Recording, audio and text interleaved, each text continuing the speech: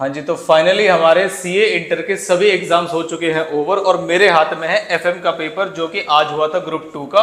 और दूसरी तरफ मैंने खोल ली हुई है आपकी सुपर 40 वाली सीरीज जो मैंने आपको कल भेजी थी। क्या इस पेपर में एक एक क्वेश्चन कहां से आया है वो मैं आपको मैच कराऊंगा। जैसे कि आपको दिख रहा होगा कि हर एक क्वेश्चन के सामने उसका सोर्स लिखा हुआ है कि ये आया कहां से है। और मैक्सिमम क्वेश्चंस में मैं आपको दिखाऊंगा कि सुपर 40 में ये वाले क्वेश्चंस आपको मिल जाएंगे। कुछ क्वेश्चन स्टडी मटेरियल से थे, मैं आपको एक एक वर्ड मैच कराता हूं। देखिए जैसे कैसे, जैसे इसमें लिखा हुआ है worst case, most likely case और बेस्ट केस। जैसे ही आप अपने वाले पीडीएफ में आएंगे तो जरा हम फटाफट से आ जाएं।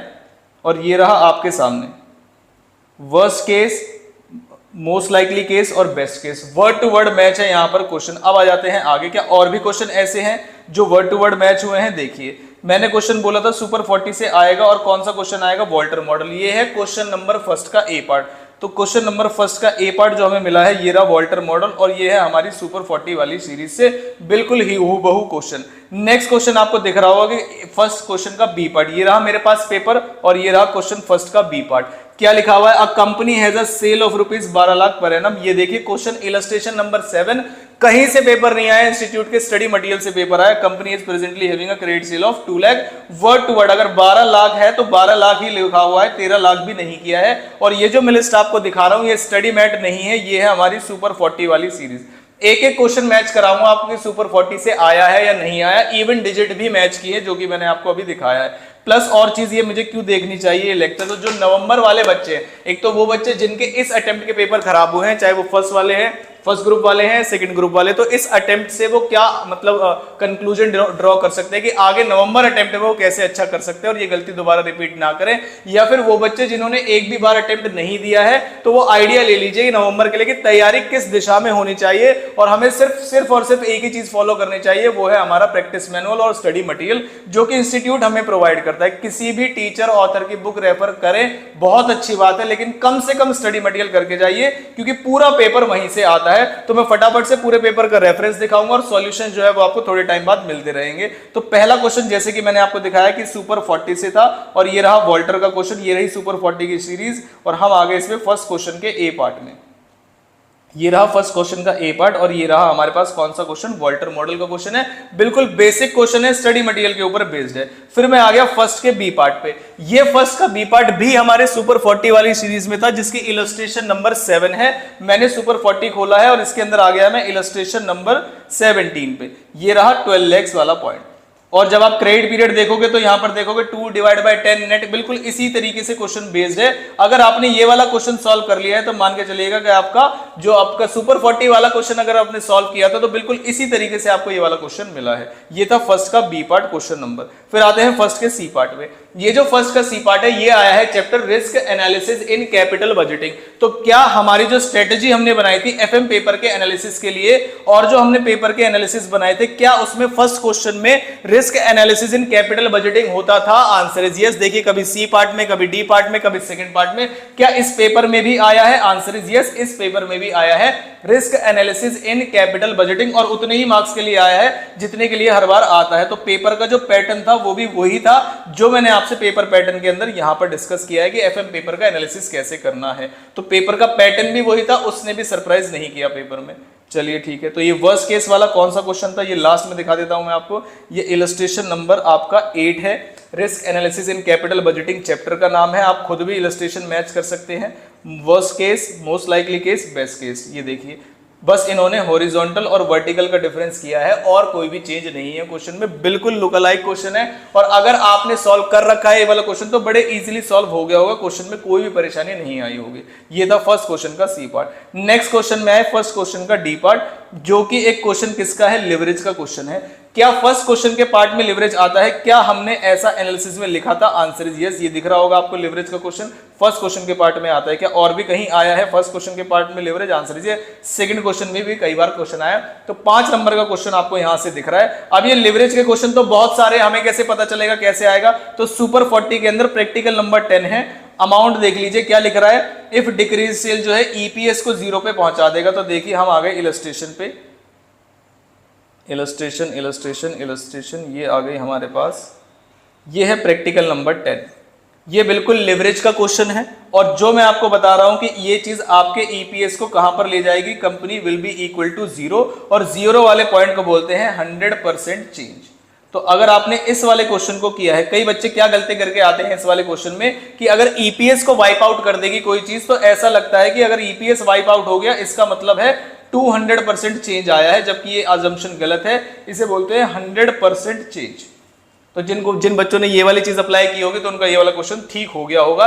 ये थे फर्स्ट क्वेश्चन के 4 पार्ट जो कि आपको पूरे सुपर 40 से मिले हैं, और एक जो क्वेश्चन है वो आपको मिला है risk analysis in capital budgeting. मतलब एक 3 में से जो 3 क्वेश्चंस थे, अब जो टोटल 4 क्वेश्चन है उसमें से 3 आपको सुपर 40 से मिले हैं और एक क्वेश्चन आपको स्टडी मटेरियल का, जिसके लिए मैंने बोला था कि इन चैप्टर्स का तो आपको एक भी चैप्टर, एक भी क्वेश्चन नहीं छोड़ना है। ये दिख रहा होगा risk analysis in capital budgeting और सामने लिखा हुआ है ऑल इलस्ट्रेशंस एंड प्रैक्टिकल्स, और ये वाला क्वेश्चन आपको यहां से मिल गया है। आई होप पॉइंट समझ में आया। सारी इलस्ट्रेशंस लिखी थी और प्रैक्टिकल स्टडी मटेरियल के अंदर इलस्ट्रेशन नंबर 8 के नाम से है। फिर आते हैं बड़े क्वेश्चंस पे। बड़े क्वेश्चन में प्रैक्टिकल नंबर 7 जो सेकंड क्वेश्चन था आपका रेशियो वाला क्वेश्चन, वो आपका आया है सुपर 40 प्रैक्टिकल क्वेश्चन नंबर 7 जो कि इंस्टीट्यूट में लिखा है। ये है सुपर 40 का प्रैक्टिकल क्वेश्चन नंबर 7। अगर कुछ बच्चों ने ये वाला क्वेश्चन कर लिया है, मतलब ये वाला क्वेश्चन अगर आप करके गए थे तो आपको इस वाले क्वेश्चन में कोई भी दिक्कत नहीं आएगी। मतलब ऑलमोस्ट वही रेशियो यहाँ पर यूटिलाइज किए गए हैं जो कि आपको दिख रहे हैं आपके सामने। तो अगर आप ये वाला क्वेश्चन करके गए हो तो आपसे एग्जामिनेशन क्वेश्चन आराम से सॉल्व हो गया होगा। फिर आते हैं क्वेश्चन नंबर 3। ये क्वेश्चन नंबर 3 कहां से आया? ये क्वेश्चन नंबर 3 आया है आपका कौन से कैपिटल स्ट्रक्चर से किस फॉर्म से हमें पैसे लेने चाहिए। क्वेश्चन नंबर है 3 और इलस्ट्रेशन नंबर है 14। इस स्टडी मटेरियल की इलस्ट्रेशन नंबर 14, तो इधर चेक कर लेते हैं। ये है स्टडी मटेरियल की इलस्ट्रेशन नंबर 14। क्या बोला है इसने? ये एक तो क्वेश्चन देख लीजिए। क्वेश्चन में बोला है market price of the share is 25। इस क्वेश्चन में मार्केट प्राइस की जगह पीई रेशियो कर दिया है 25। मतलब पेपर का जो पैटर्न है उसने कहा 2 तरीके से इशू कर सकते हैं, या तो हम इक्विटी शेयर्स इशू करेंगे या हम लोन इशू करेंगे। तो क्वेश्चन में पढ़िए, उन्होंने कहा या तो हम फंड्स को रेज करेंगे एज अ लोन या फिर हम इक्विटी शेयर्स इशू करेंगे, और लोन का जो रेट है वो उन्होंने ऑलरेडी यहां पर दिया हुआ है। तो अगर आपने इलस्ट्रेशन नंबर 14 इंस्टीट्यूट के स्टडी मटेरियल की सॉल्व की हुई है तो आपसे ये वाला क्वेश्चन बड़े इजीली सॉल्व हो जाएगा, कोई भी दिक्कत नहीं आएगी। अब आते हैं हम पेपर के एनालिसिस पे। Illustration number next question number था ये हमारा 14। और क्या कॉस्ट ऑफ कैपिटल हमारे इंपॉर्टेंट चैप्टर्स में आता है? Answer is yes. Cost of capital उठा के देखिए, ये रहा इंपॉर्टेंट चैप्टर्स के अंदर आता है और मोस्ट इंपॉर्टेंट क्वेश्चन ये है। या आप इसे बोल लीजिए कि कैपिटल स्ट्रक्चर से क्वेश्चन था, तो हम कैपिटल स्ट्रक्चर को ढूंढते हैं पहले। तो ये रहा हमारे पास कैपिटल स्ट्रक्चर और ये इसके अंदर लिखा हुआ है इलस्ट्रेशन नंबर 14। मतलब ये हमने लिस्ट पहले से ही बनाई हुई थी और इस लिस्ट के अंदर आपको दिख रहा है कि ईबीआईटी ईपीएस एनालिसिस मैंने बताया था कि इंपॉर्टेंट है, डबल बार इस पे इंपॉर्टेंट मार्क किया और मैंने बताया था कि क्लास 12th के बच्चे भी सॉल्व कर देते हैं। ये क्वेश्चन थे जिसमें से इलस्ट्रेशन 14 फंसा है आपको। ऐसे डिविडेंड डिसीजन जब मैं बता रहा था तो डिविडेंड डिसीजन में आप देख रहे होगे मैंने 4 टॉपिक लिखवाए थे, irrelevance theory, Walter model, Gordon model, Linter model, जिसमें जो हाईलाइट दिख रहा है आपको वॉल्टर मॉडल पे दिख रहा है। और जो एग्जामिनेशन क्वेश्चन आया है वो भी कौन से मॉडल का आया था? जो क्वेश्चन नंबर फर्स्ट ही आया था, किससे आया था? वो आपका वॉल्टर मॉडल से। तो जो बच्चे एनालिसिस फॉलो करके गए थे, सुपर 40 की स्ट्रेटजी फॉलो करके गए थे, उन्हें पूरा पेपर वही दिखा होगा। अब चलते हैं हम आगे। नेक्स्ट जो क्वेश्चन था आपका, ये बिल्कुल सिंपल क्वेश्चन था और क्वेश्चन कहां से पूछा गया, मतलब किस टाइप का क्वेश्चन है? ये है आपका WACC, दिख रहा होगा आपको, थोड़ा सा विजिबिलिटी में प्रॉब्लम है। ये WACC का क्वेश्चन था कि आपको weighted average cost of capital निकालनी है। अब आते हैं हम अपने एनालिसिस में कि क्या हमारे पास वर्किंग कैपिटल में WACC वाले क्वेश्चन आते हैं जिसके अंदर हमें कॉस्ट ऑफ कैपिटल में WACC निकालना होता है। Answer is yes. आपको बॉक्स बना हुआ दिख रहा है WACC, ये क्वेश्चन था। और अगर आपने इलस्ट्रेशन 17 या फिर प्रैक्टिकल 2, 4, 5, 6, देखिए मैक्सिमम क्वेश्चन आपको यहीं से दिख रहे हैं। अगर ये वाली प्रैक्टिस आप करके गए हैं तो आपसे WACC वाला क्वेश्चन इजीली सॉल्व हो गया होगा। इस क्वेश्चन के अंदर कोई नया पॉइंट भी नहीं है, पूरा जो सॉल्यूशन है वो आपको 1 से 2 दिन बाद मिलेगा इसी चैनल पे। अब आते हैं नेक्स्ट, तो प्रैक्टिकल नंबर 11 पे। नेक्स्ट जो क्वेश्चन था हमारा प्रैक्टिकल क्वेश्चन नंबर 5, जो कि है आपका किससे? इन्वेस्टमेंट डिसीजन से क्वेश्चन था ये। और ऐसा एक्सपेक्ट किया जाता है कि इलस्ट्रेशन जो हमारा क्वेश्चन नंबर 5 है वो आपका आता है इन्वेस्टमेंट डिसीजन से। तो देखिए जब आप पेपर एनालिसिस करते हैं तो कभी ये जो इन्वेस्टमेंट डिसीजन है कभी 5th नंबर पे आ जाता है, कभी 4th नंबर पे आ जाता है। तो ये एनालिसिस हम ऑलरेडी पहले कर चुके हैं। ये देख रहे हो आप कि कभी ये जो इन्वेस्टमेंट डिसीजन है 2nd नंबर पे आ जाता है, लेकिन हर बार पेपर में आएगा, ये आपको बताया गया था। और ये पेपर में आया कहां से ये देख लेते हैं। सुपर 40 के अंदर प्रैक्टिकल क्वेश्चन नंबर 11 मैंने लगाया हुआ था इसका। तो आ जाते हैं प्रैक्टिकल क्वेश्चन नंबर 11 सुपर 40 के अंदर। ये रहा प्रैक्टिकल क्वेश्चन नंबर 11 सुपर 40 के अंदर। ये क्वेश्चन किस टाइप का था ये बता देता हूं आपको मैं। एक ऑलरेडी मशीन 3 साल पहले से चल रही है उस क्वेश्चन में, और आगे के लिए नेक्स्ट मशीन हम सोच रहे हैं कि कैसे परचेज कर ले। तो आपको एग्जिस्टिंग मशीन जिसकी लाइफ 8 साल है और न्यू मशीन जिसकी लाइफ 5 साल है, इस तरीके का क्वेश्चन था। अगर आपने पेपर में देखा है कि तो आपको देखोगे जो नई मशीन ढूंढी जा रही है वो 8 साल वाली है और जो ऑलरेडी चल रही है वो 5 या 4 साल चलेगी। तो अगर आपने ये वाला क्वेश्चन ऑलरेडी कर लिया है इस कैटेगरी का क्वेश्चन, जो कि हमारे प्रैक्टिकल क्वेश्चन नंबर किस में आया है, practical question number 11 study material से ही है। तो अगर आप सुपर 40 वाला ये वाला क्वेश्चन करके गए होगे तो आपसे एग्जामिनेशन वाला ये क्वेश्चन 5th जो है वो सॉल्व हो गया होगा। बाकी जो क्वेश्चन थे वो आपके थ्योरी क्वेश्चन है, हर बार की तरह पूछे जाते हैं। और जो मेरी बच्चों से बात है वो कह रहे हैं कि इकोनॉमिक्स का पेपर बहुत ईजी था। जो बच्चे तैयारी करके गए थे उनका बहुत अच्छा गया होगा इकोनॉमिक्स का पेपर। लेकिन अगर आपका पेपर खराब गया है तो यकीन मानिए पेपर कहीं से भी बाहर नहीं आया है, और जिस भी चीज को ब्लेम करना है आपको वो ब्लेम करिए अपनी तैयारी के पैटर्न को, या फिर अगर आपने कोई स्ट्रेटेजी फॉलो नहीं की और अगर किसी टीचर की बुक रेफर की है ब्लाइंडली और उसमें से पेपर आपको नहीं मिला है तो ये आपकी सबसे बड़ी मिस्टेक है। आप पेपर देने जा रहे हैं आईसीआई के पास, तो आप जो पहली चीज फॉलो करेंगे वो होगा स्टडी मटेरियल। अगर आप स्टडी मटेरियल को 2 से 3 बार सॉल्व कर लेते हैं तब जाके किसी ऑथर की बुक उठाइए, तब वो आपके लिए हेल्पफुल होगी। अगर आप स्टडी मटेरियल को एक बार करके या बिना करे साइड करके टीचर को ब्लाइंडली फॉलो कर रहे हैं तो आपकी सबसे बड़ी मिस्टेक है। पूरा पेपर एक एक क्वेश्चन कहां से मैच हुआ है ये मैंने आपको समझा दिया, पीडीएफ में डिस्क्रिप्शन में डाल दूंगा, ये आप देख भी सकते हैं और बाद में चेक भी कर सकते हैं कि क्या सच में ये वाले क्वेश्चन वहीं से हैं। वीडियो में ऑलरेडी डाल चुका था एफएम के पेपर की, वेरीफाई करने के लिए आप वहां से जाइएगा और सुपर 40 की लिस्ट निकालिएगा और वहां पर ये वाले क्वेश्चन आपको दिख जाएंगे। जो सीरियल नंबर मैंने आपको दिखाया वही सीरियल नंबर में आपको पेपर मिलेंगे। ये थी हमारी एफएम के पेपर वाली बात। अब बात करते हैं उन बच्चों के लिए जिनके ये जो ग्रुप 1 के पेपर हैं या जो ग्रुप 2 के पेपर हैं वो अगर खराब गए हैं तो वो बच्चे क्या करें। तो आप इससे लर्निंग्स लीजिए इन पेपर से कि जो भी पेपर आपके एग्जाम में इस बार आए हैं वो ज्यादातर स्टडी मेड बेस्ड आए हैं। अगर डिट्टो क्वेश्चन नहीं मिले हैं तो कॉस्ट के अंदर जैसे काफी सारे बच्चे बोले थे कि सर डिट्टो क्वेश्चन नहीं मिले, तो अगर आपने स्टडी मटेरियल जैसे क्वेश्चन किए होंगे तो आपको वाले क्वेश्चन आपको ऑलरेडी इजीली सॉल्व हो जाएंगे, पैटर्न सेम रहता है। तो अब हम क्या कर सकते हैं अगर पेपर खराब गए। तो 2 तरीके के बच्चे अब आगे इस वीडियो को देखें, बाकी बच्चे जा सकते हैं। जो यहां तक आए हैं वीडियो को लाइक जरूर करिएगा क्योंकि आपको सुपर 40 वगैरह से अगर हेल्प मिली है तो 2 तरीके के बच्चे हैं। पहले वो वाले बच्चे हैं हमारे पास जो बच्चे सीधा तैयारी कर रहे हैं नवंबर अटेम्प्ट की और वो उनका फर्स्ट अटेम्प्ट होगा।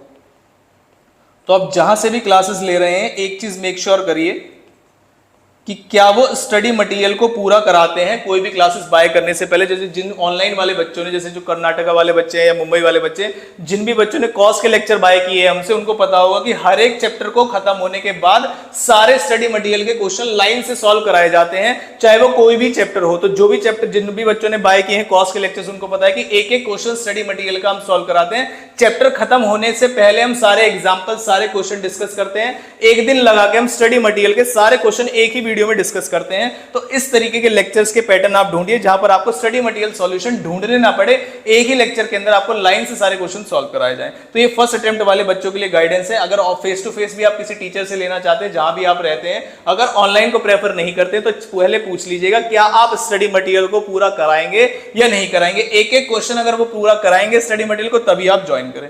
फिर ऐसे बच्चे जो जिनका ऑलरेडी सेकंड अटेम्प्ट था या कोई और अटेम्प्ट था और उनको लग रहा है कि ये गड़बड़ हो गई है और अब हमें नवंबर वाला पेपर देना पड़ेगा, उन बच्चों के लिए एक खास बात है कि जिन भी बच्चों ने लेक्चर्स बाय करने हैं नवंबर 2013 के लिए अभी 2 लेक्चर्स अवेलेबल हैं कॉस्ट के और इनकम टैक्स के, वो आप बाय कर सकते हैं।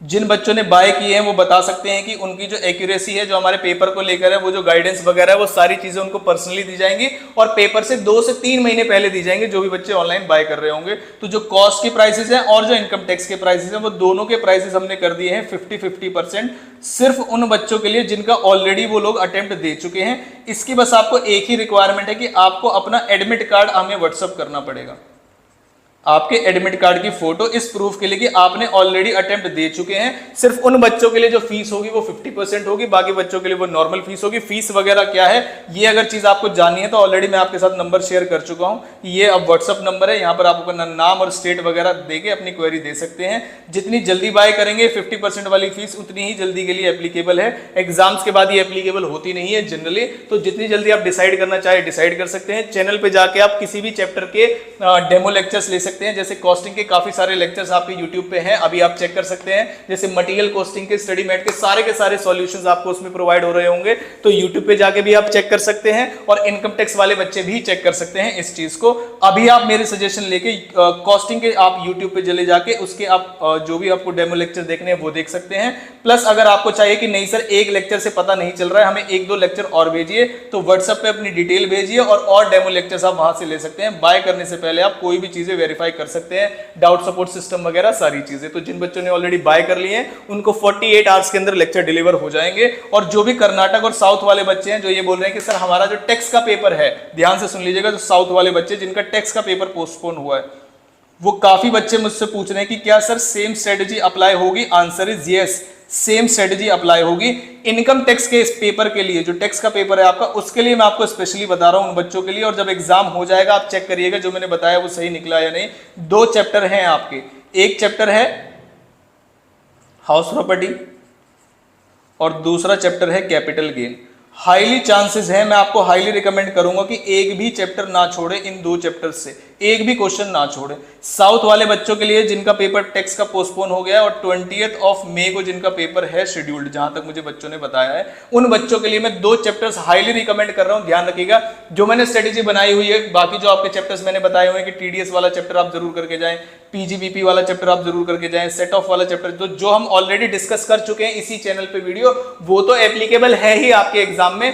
2 चैप्टर मैं आपको हाईली रिकमेंड कर रहा हूं कि आपके एग्जाम में पक्का पूछे जा सकते हैं, तो ये 2 चैप्टर आप जरूर सॉल्व करके जाएं। बाकी कोई भी हेल्प आपको चाहिए तो ये आपको पता ही यहाँ पर अवेलेबल है। अगर आपके पेपर खराब गए हैं तो पहले 1-2 दिन एक तो रेस्ट करिए और एनालिसिस करिए कि गलती कहां पर हुई है, क्योंकि सभी पेपर की अगर आप 2-3 पेपर की स्ट्रेटेजी मैंने डाली हुई है, चाहे वो टैक्स का पेपर है, चाहे वो कॉस्ट का पेपर है, या वो एफएम इकोनॉमिक्स का पेपर है, तो जो स्ट्रेटेजी जिस तरीके से बनाई थी वैसे पेपर आया है। और अगर गड़बड़ हुई है तो कहां गड़बड़ हुई है और उस गड़बड़ को हम कैसे सुधार सकते हैं नवंबर 2023 के एग्जाम्स के लिए, तो वो चीज आप एक बार वेरीफाई जरूर करिएगा।